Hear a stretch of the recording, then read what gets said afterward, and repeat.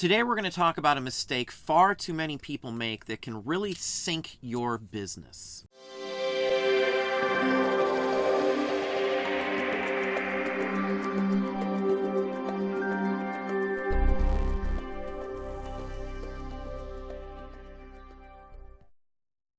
Hey, it's Don. Today we're going to talk about some seriousness here. Something that a lot of people take for granted that can sink your business. Now, one of the biggest areas that I see a lot of people mess up on and always contacting me after the fact is with shipping issues. Now, here's a postcard. I'm just going to give you an example here. Everything I ship is sealed in plastic. Every single thing I ship is sealed in some form of plastic so that moisture cannot get into the items. I don't care what it is, magazines, paper, nothing leaves our facilities without being completely wrapped in plastic so nothing can happen to it. This would have a piece of tape on it. Now this is, say, a $3 or $4 postcard.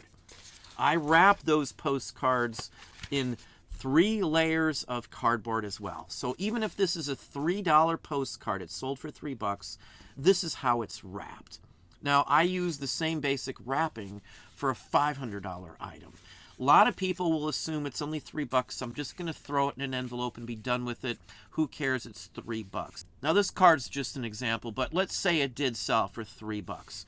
$3 to me is no big deal in money-wise, but it's still just as important to the person who purchased it as someone who bought something for $1,000 or $2,000. It's the exact same principle. No matter what the price of whatever you sell, you've got to treat it like it's worth $1 million every single time. To the person who bought, say, that card for $3, to them that might have been worth a couple $100 to them. Just because it only sold for $3 doesn't mean it wasn't more valuable to somebody else for, let's say, sentimental reasons or collector reasons. You may not know areas or things that you're selling that could be worth a lot of money. So even if it only sells for $3 to $5 or $10 or whatever the case may be, it still may have a higher potential value, and hence the person buying it expects it to arrive in good condition. Now, I constantly hear overkill when people watch my packing up videos and stuff like that, but that's how I would pack a $1,000 item, how I pack everything I do. That's how I'm going to pack a $3, a $5, a $50, a $100 item. The person who bought it spent time looking through and scanning through tons of listings possibly to find your specific item. Far too many people, again, as I said, just assume it's only a couple bucks, it's no big deal, but even one disappointed customer could get you a ding on your account. If you're new and you get a couple of those, that can put you in timeout, penalty mode on eBay, could shut you down, especially if you're in the first 30, 60 days. We've ordered things from eBay, and I don't know how many times it comes just thrown in a box with no protection or anything else like that. We've had vintage toys that we purchased shipped to the house in their original box with the label just smacked on the outside of the box. Those are more expensive items, you know. I don't care what it is. I spend the time to wrap it appropriately. If it's a 55-pound box of records or a 100-pound box of something else I'm sending UPS, everything is extremely well protected. Cushions, wrapped, everything. Everything is taken care of in that way. The shipping aspect, you want it to wow them when they get the actual item. You want them to be, wow, they took the time to invest into wrapping it properly.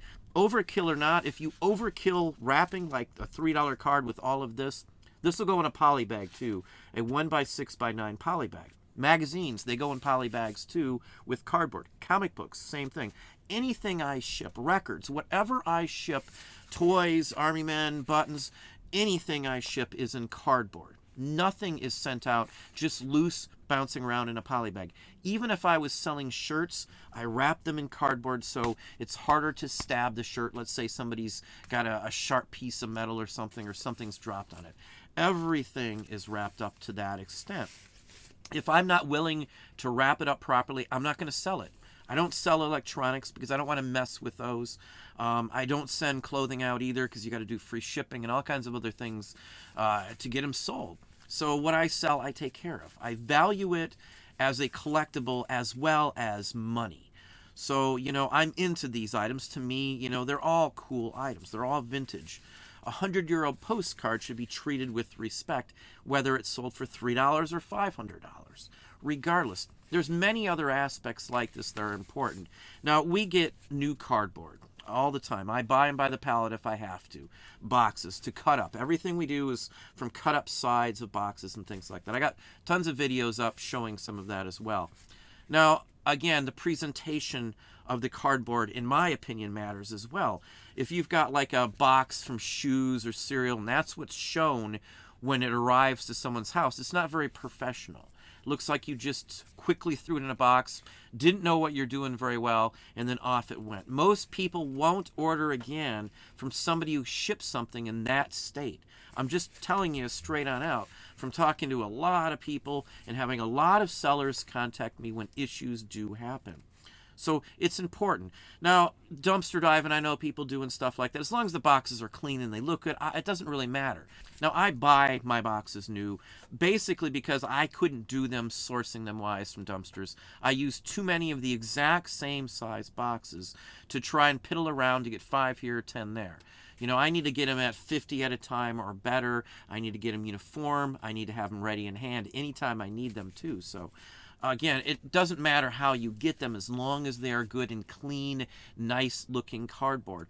I don't know how many times I've seen feedback that was left for a seller, said it was shipped awful, terrible box, and you know, all sorts of comments like that. Every step of your shipping is important. All the steps you take in shipping reflect on you as a seller. If you want to look like a better seller, you want to ship professionally, you want to ship it carefully. You want basically bulletproof packing so that your items will get there without a doubt. Too many people take all of this for granted and don't assume that something could happen in the mail. It only takes 1 or 2 times for you, again, as I said earlier, to get hurt on your account. A couple of dings can hurt your percentages on eBay. And if you're not selling a lot of stuff because you're new, 1 or 2 dings could be a high percentage. If you've only got 10 or 15 feedbacks and you get 1 or 2 negatives, you are way, way, way down in the percentages. That might be like 70, 75, 80% range with 2 out of, say, 11 or 12 or whatever the case may be. So nothing should be taken lightly at all. This is a no-brainer from a business standpoint. Now, I look at it as safety factor personally, again, because what I sell are usually older items. Some of them can be a couple 100 years old. The person getting them is going to be excited. Another added bonus of wrapping stuff up and putting them in plastic, it's like Christmas for whoever is opening it. They've got to rip open a package. It's going to be sealed like a NOS new old stock item. It's going to be all wrapped up, well protected. There's going to be cardboard on it.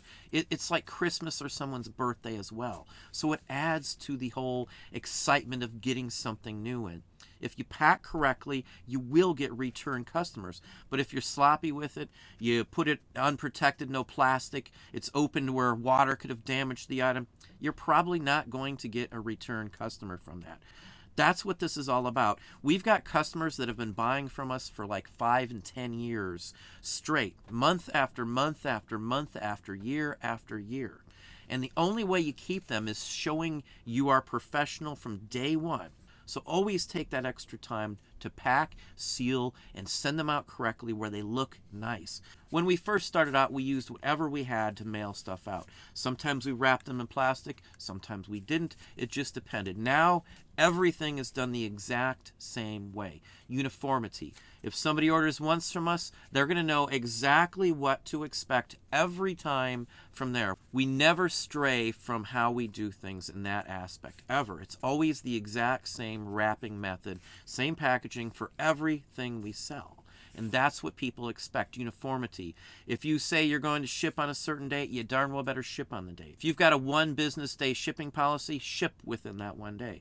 2 days, whatever it may be. Those are all factors where people can judge your authenticity, your business acumen, your honesty to tell them that you're going to do it on a day and actually do it on that day. But anyway, that's what I have for you today. Hopefully that gave you some ideas, some thoughts. If you enjoyed this video, please hit that like button down below.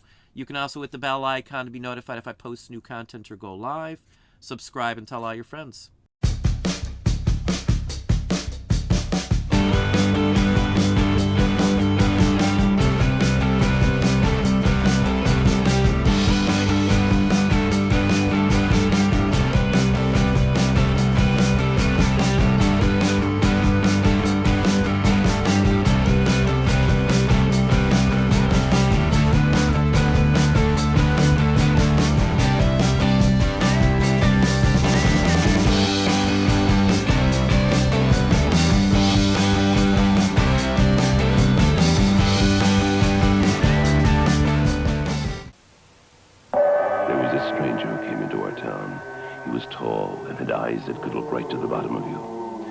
might have welcomed him, except for one thing. His pants. They weren't dull like ours, and this troubled us. Stranger, how is it your pants have colors and flared legs? He just smiled and said, I'm wearing Levi's. Dull has gone out of style. Then in his strange way, he transported us to a world of Levi's slacks and jeans, tweeds, cords, flares with Dacron polyester. It was magic. Push jeans, blue jeans, bells, beautiful Levi's magic, coveralls, knickers, and knits. And we cried for more. No, I must go to other towns, he said, and he left. Left us with our new Levi's. Yes, we'll miss that stranger. But you know, life will never be dull in our town again. By the way, how are things in your town?